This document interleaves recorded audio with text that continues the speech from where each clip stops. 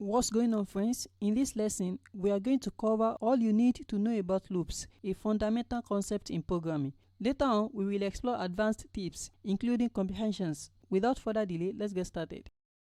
Looping means repeating the same block of code over and over until a particular condition is satisfied. Python supports what is known as collection-based looping. This means for you to repeat a particular block of code, you need an iterable.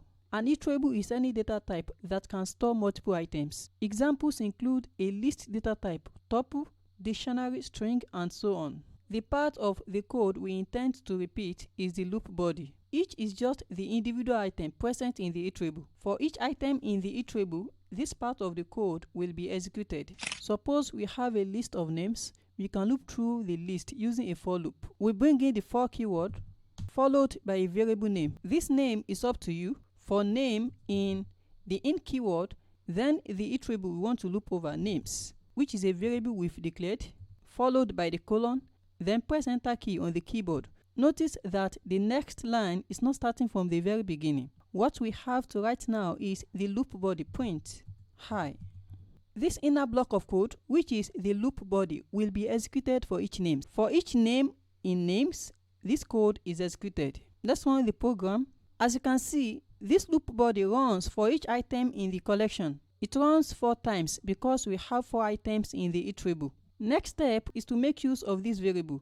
This variable is always pointing to the next item each time we loop through the collection. For the first iteration, it points to this item, which is Ray. For the second iteration, it points to the next one after the first item, and so on. Now let's make use of the variable name. Let's execute the program again.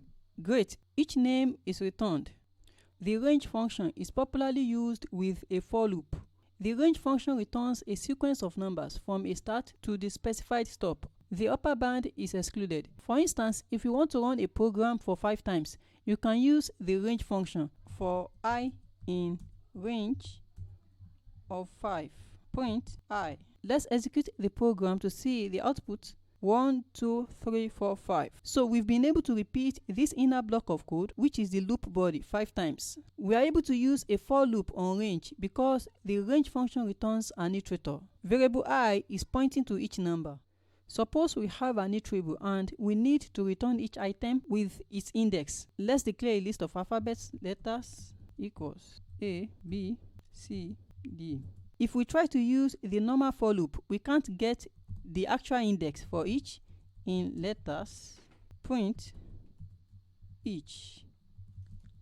Let's execute this program. This returns the actual items in the list. How do we get the indices of the letters?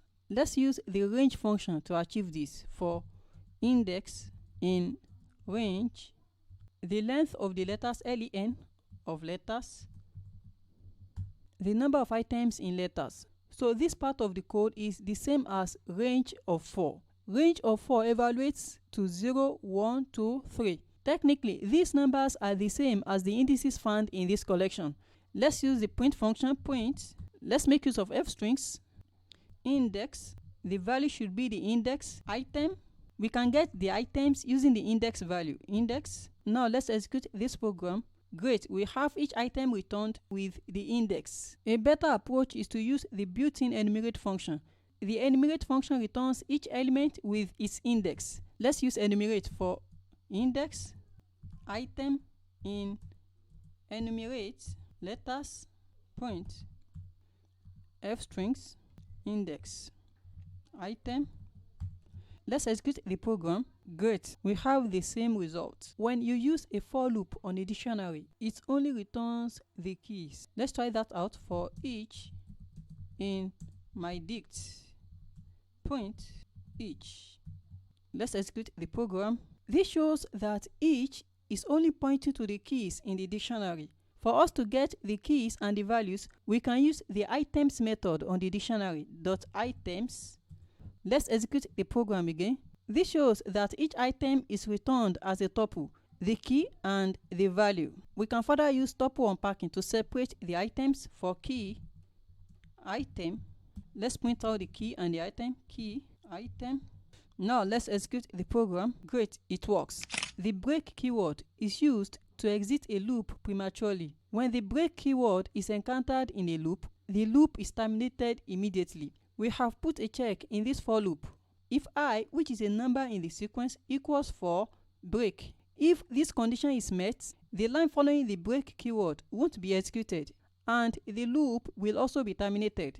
Let's execute this program to see the output. 0, 1, 2, 3. When it gets to 4, the loop is terminated. The next line that runs is the first line following the loop. This part of the code represents the for loop block. The immediate line after the for loop block is the line on line 23. We can bring this up, but for readability, let's leave it like this. The continue keyword is used to skip the rest of the code inside a loop for the current iteration and move to the next iteration. If I is equal to 4, continue, that is, skip the rest of the code in the current iteration and jump to the next iteration. Let's execute this program to see what happens. As you can see, 4 is skipped. This is because when this condition is met, the rest of the code is skipped. Then we move on to the next iteration. Iteration using a for loop is called definite iteration because the number of times the inner block of code will be executed is specified at the time the loop starts. The while loop is used for indefinite iteration. Indefinite iteration is when the number of times the loop is executed is not specified in advance. The loop is executed repeatedly as long as some condition is met. This is the syntax of a while loop. The loop body represents the block to be repeatedly executed. The loop body will only run if the expression evaluates to true. Let's declare a variable x equals 0, while x print high. This print statement is never going to run because x evaluates to false. Let's execute the program to see what happens. As you can see, nothing is printed to the terminal. Now let's use a true value such as a non-empty list 1, 2. Let's execute the program. The block of code will continue to run forever. I have to terminate it. This block keeps running because the value of x is always true. Let's take a look at an example. Let's declare a list of number nums equals 1, 5, 6, 8. While nums, which is the condition or the expression, print the loop body nums.pop -1. Print done. We have 4 numbers in nums.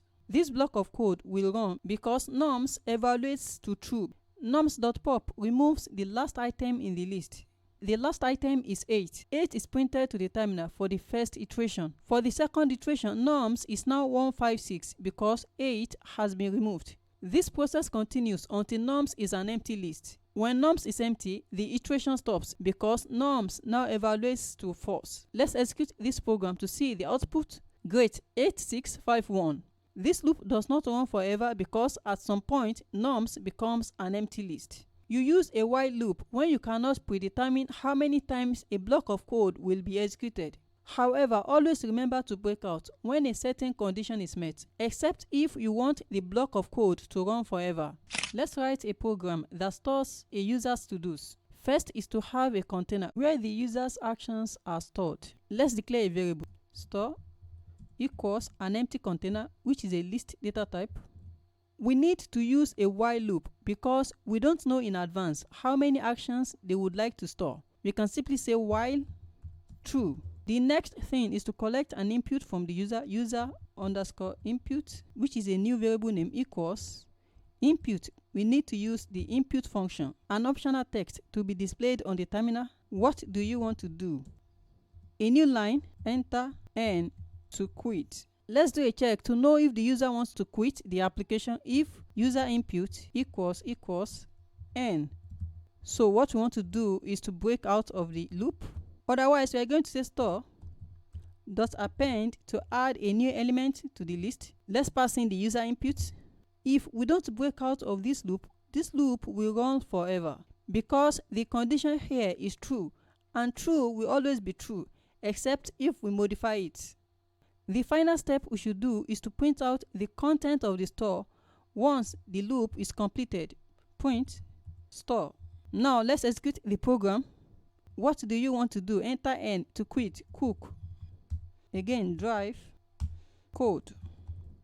If the input is equal to letter n, the loop is automatically terminated, and the next line to run would be this line on line 50. Line 50 follows the loop block. Now let's press N to see what happens. Great, the items in the store is now pointed to the terminal. Comprehensions offer a more Pythonic way of looping, and that's what we will explain in the next lesson. Subscribe, like, and comment.